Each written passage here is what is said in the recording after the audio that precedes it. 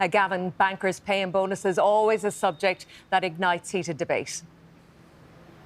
But not one, apparently, which ignited debate today at the Cabinet table, Colette, because I'm told that the Cabinet meeting has broken up inside the last 15 or 20 minutes or so, and that this went through without there being any major grievance raised by any other members of Cabinet at all. Now, the thinking from Paschal Donoghue is that although this cap was introduced in 2010 and 2011, at a time when the state had just effectively nationalised most of the banking sector, that it wouldn't have been seen appropriate at that point to have major banker salaries of the league that we used to have, that effectively times have changed, particularly for Bank of Ireland, which is now no longer in any kind of public ownership at all. And so the government was proposing that the €500,000 annual cap on pay for the chief executive of Bank of Ireland would be raised. Now, the government's argument is that you need to start raising the banker's cap as long as there's no public ownership of this bank, because you need it to try and attract the necessary talent that banks like Bank of Ireland would struggle to find a new chief executive if they weren't allowed to compete with other banks around the world. That might be true up to a point, but Bank of Ireland did announce the appointment of a new chief executive only about 10 days ago, when this €500,000 cap was still in place. And on top of all of this as well, the government proposing to abolish a ban on bankers' bonuses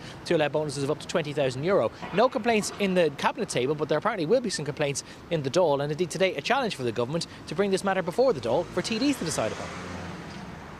Also would challenge the government, put this issue to a vote in the Dáil. If you have confidence in this as the right way to go, put it down in the Dáil for a vote, and we'll see if you have the numbers in order to pass this. If the Dáil reflects the view of the people on this issue and the feedback that we as TDs are receiving this morning, it won't pass this measure. Gavan, separately, there's good news for motorists. The government planning to stop the increase in tolls, at least for now.